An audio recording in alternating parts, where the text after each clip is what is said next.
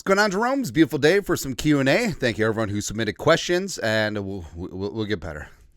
We'll do more Q&A videos, so fired up. First up, OG, Kyle Enstrom. This is the best rooster the Vikings have had since 2017, and that was with Case Keenum.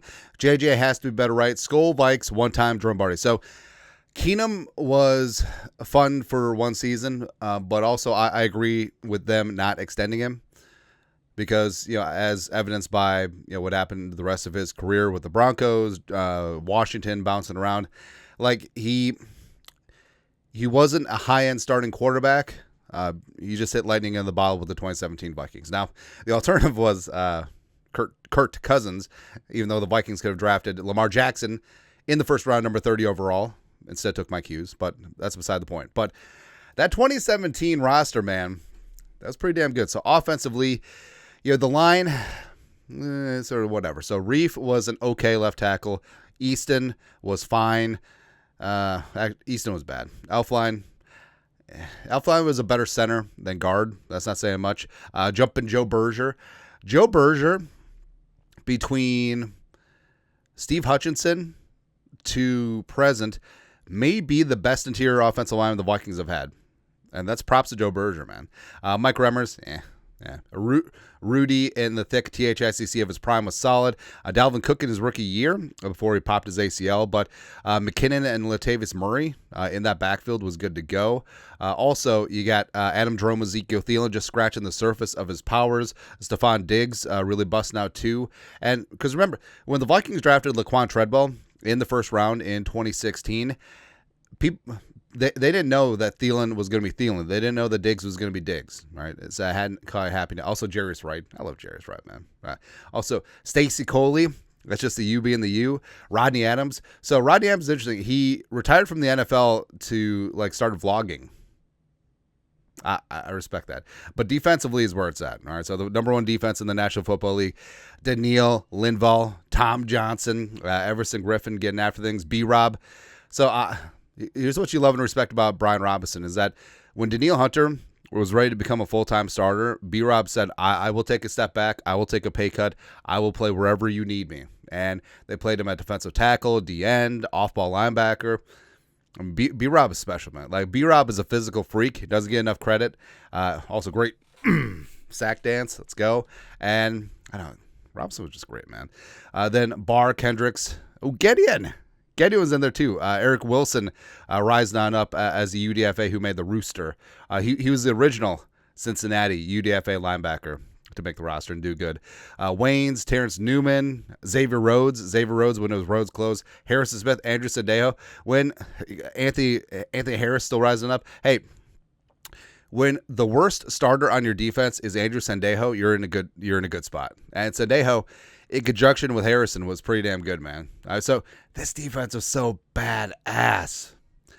But I'll say that the current rooster has the potential to be this good on defense. I think it's a better roster offensively, much better offensively. But it's still really damn good, as I burp.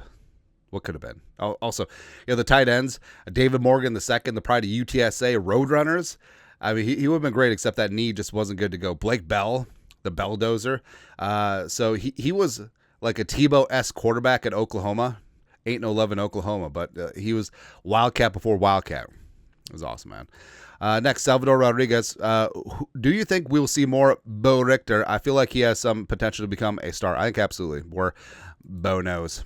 Yeah. So Richter, last year as a UDFA coming in at Air Force, was highly productive for the Falcons. Nailed it. But Richter, so he's a little bit behind the eight ball in that the Vikings are racked up and stacked up on the edge with AVG, Grenard, Turner, Gabriel Murphy, fellow UDFA, is in that mix as well. Batty, like we said, is going to be more of a 5-tech. Matt Harmon made the 90-man as a UDFA tryout, Chad Chambly, etc. But, I mean, Richter does have something special. Like, just the fire in the gut, heart and hustle type player. I think at minimum, he'll be a significant special teamer. And I think that if he gets a couple reps defensively, whether as a rotation or in garbage time, I think that he could make a splash. All right, so he's one of the players I'm most fired up about to see him in year 2 of the Flores scheme. A full year in the program, and You're seeing him in preseason work, just getting after. He was a preseason star last year too. It was good. Next. The legend. Who's your dark horse breakout candidate on the Vikings this season? Jalen Redmond, Mekhi Blackman. Now, you could also put Jordan Mason in this category as well, since I think that he'll be an early down dog and short yardage area goal line type player. But Redmond last year showed flashes whenever he was given an opportunity. Flores is talking glowingly about Redmond as well. And the fact that Alan Hargrave been brought in place of Tillery and Bullard. TID is going to have some work as well. Tyler Batty I like in there too. But Redmond, just in terms of blowing up a gap, getting after things, heart and hustle, tackles for loss, living in the backfield. Like, he's one of the few defensive linemen who were consistently getting pressure last year in his very limited stretch of work, but he was good. And Mekhi Blackman, as we said, we've been a huge Mekhi Blackman fan ever since he came out of USC in the 3rd round. And whenever he was given an opportunity as a rookie, he was good. Last year, popped his Achilles day 1 of training camp, but he was seen as a potential starter for last season. But now he's back, and also Blackman's presence could and should have been a reason why the Vikings, outside of re-signing Byron Murphy Jr. and bringing in Isaiah Rodgers and Okudah, and maybe they didn't go hard in the paint at cornerback in the draft like everyone expected them to. So I think Blackman has a chance to be really damn solid going forward. Next, Follow Your Light 420, OG Jerome. Is this the greatest culture the Vikings have known since Bud Grant's era? Now, I also think you have to put era into context because back in the day, it really was like an old school, like militaristic, locker rooms around the NFL and across professional sports. But Bud Grant was great. It's like he wasn't, he wasn't the I love you, give out all the hugs like Kevin O'Connell, but you could tell that he cared about his players. He had high standards for his players, but also he didn't run things like a dictator, right? And also, like in terms of like curfew and all that stuff, he was going to be hunting out in. Bud Grant, outside of sports, probably just would have been a great hunter and outdoorsman, right? It's kind of a bad beat that a lot of the good hunting seasons sync up in the fall with football season, but it is what it is. But you can tell, like, he cared about his players. He was a great leader of men, but also he didn't rule with an iron fist, right? Which is such a departure.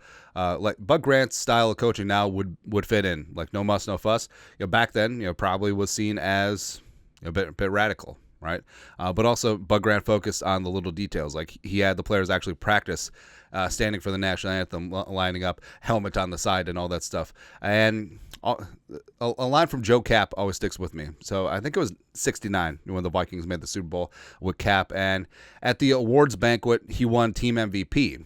And he's like, "It's not a team. There's not an individual award. There's a team award. 40 for 60." Because he had 40 players on the active roster for 60 minutes. 40 for 60. It's a great line, man. I love that. So I think that's sort of the vibe that the Vikings have now. 53 for 60. That doesn't roll off the tongue. All right? Plus you have to factor in the practice squad too. I mean, them getting the starters prepared for the next week's opponent is just as important as any other role on this team, right? Justin Jefferson, the Australian international pathway punter, something like that. I don't know, but the vibes are immaculate right now. That's right. Lastly, Walk of Shame. Hey, Andy, love your videos. Thank you. Have been watching your videos pretty religiously for a couple years now. I always thought, could I start a cult? I think that I could, because as Creed Bratton said, you have more fun in a cult as a follower, but you make more money as a leader, or something like that. Question. Also, yes, I think we could start a cult. Do you think Ty Felton is a KJ Osborne 2.0, or do you see Ty being a step above KJ? I think potential-wise, I think Felton has a higher potential than KJ. And I love KJ Osborne. I think that he was a really solid wide receiver 3 with some upside. I think that he had a really good knack, especially on third down. I think he had some good chemistry with Kirk Cousins. But Felton, I think Felton has a legitimate shot to be a very slippery, like yards after the catch burner. Like, it's not a perfect comparison, but I see a lot of Jameson Williams to his game, where when Jamo's on and not screwing things up, right? Him after the catch, dangerous. With that speed, with that long stride, I think that Felton could fit into that same type of role, where you're looking for that play action bomb shot, 1-3 in the place to be.